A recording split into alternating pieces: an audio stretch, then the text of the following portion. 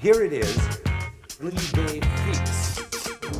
Cette semaine, on va vous parler de recyclage. Un sujet qui empoisonne les relations entre le Canada et les Philippines. Et voici ce qu'a dit mardi le président philippin Rodrigo Duterte. Pinapadala yung basura sa atin. Well, not this time. We'll declare war against them. Kaya man natin yan sila. Depuis 6 ans, les Philippines accusent une entreprise canadienne d'avoir expédié illégalement dans leur pays des dizaines de containers de déchets non recyclables. Et malgré les promesses en 2017 du Premier ministre canadien de récupérer les déchets, rien n'a été fait. Alors, Rodrigo Duterte prend désormais les choses en main et promet au Canada un porte-container rempli de leurs déchets. I will advise Canada that your garbage is on the way.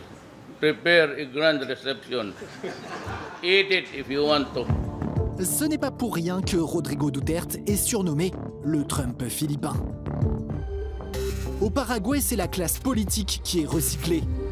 Depuis plusieurs mois, des Paraguayens en colère manifestent devant des maisons d'hommes politiques corrompus pour demander leur démission. Et ils le font en balançant sur les façades du papier toilette, des œufs et des ordures. Que lo único que hicimos es venir a dejarle un regalo que es basura también igual que él. Et chose inconcevable, il y a encore quelques années au Paraguay, ça marche.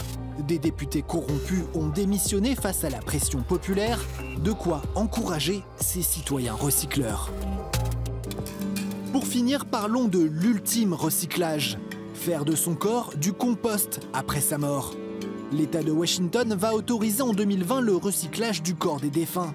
Une idée venue de cette femme, Katrina Spade, qui projette d'ouvrir un funérarium où les corps seront transformés en engrais. A body is covered with natural materials like straw and wood chips. And over the course of about 3 to 7 weeks, thanks to microbial activity, it breaks down into soil.